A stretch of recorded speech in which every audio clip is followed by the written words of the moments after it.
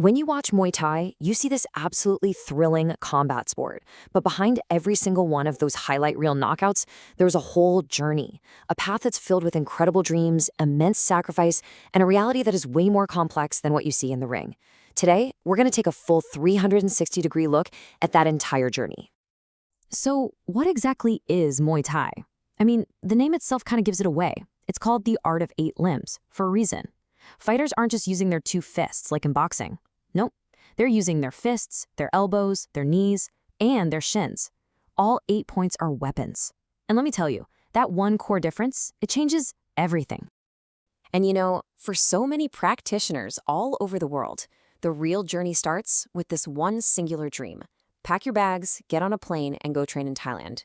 It's all about total immersion, living and breathing the sport day in and day out. But making that pilgrimage, well, it's not exactly cheap. The cost of chasing that dream can get surprisingly steep, real fast. So what does it actually cost to live the dream? Let's just break down the numbers. Say you're at a famous camp like Tiger Muay Thai. Okay, you've got 8,000 baht for a simple room.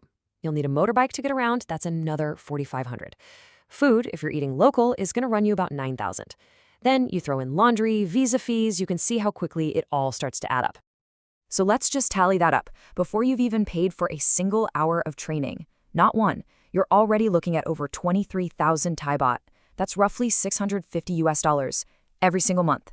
That's a huge financial hurdle just to get your foot in the door and even begin the journey. Okay, so let's say you've made the financial leap. You're there. Now what? What are you actually training for? Well, now we're going to dive into the art itself. And it is so much more than just a workout. This is a deep cultural tradition steeped in history, and it's designed to do one thing: forge a warrior. I mean, just think about this evolution for a second. This art started way back in the 15th century as actual combat training for the king's guards. Fast forward to the 19th century, and it becomes a national sport taught in schools. Then, in the 1920s, it starts to look more familiar. You get rings, gloves, timed rounds. By the 90s, it's a globally recognized professional sport. It has constantly adapted, moving from the battlefield to the world stage. And right at the heart of this entire history is a central figure: the crew. Now, this isn't just the Thai word for coach. It's so much deeper. The word actually comes from the Sanskrit word guru. A crew is a mentor, a guide. They're the ones trusted to pass down the tradition. They are the guardians of this legacy. And this quote just absolutely nails it. Training with a real crew isn't just about learning combos and techniques. It's about learning discipline, respect, humility. It's about shaping who you are as a person long after you've left the gym. It's about how you carry yourself through life.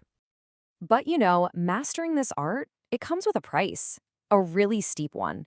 The path to becoming a fighter is literally paved with physical sacrifice, and the glory you see in the ring often leaves behind a whole lifetime of consequences.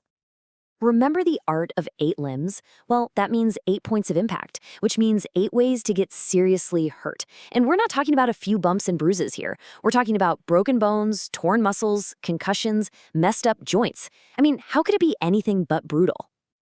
And that physical risk? Oh yeah, it has a very real price tag. There are specialized insurance providers just for combat sports, and they recommend coverage up to 150,000 euros for medical costs.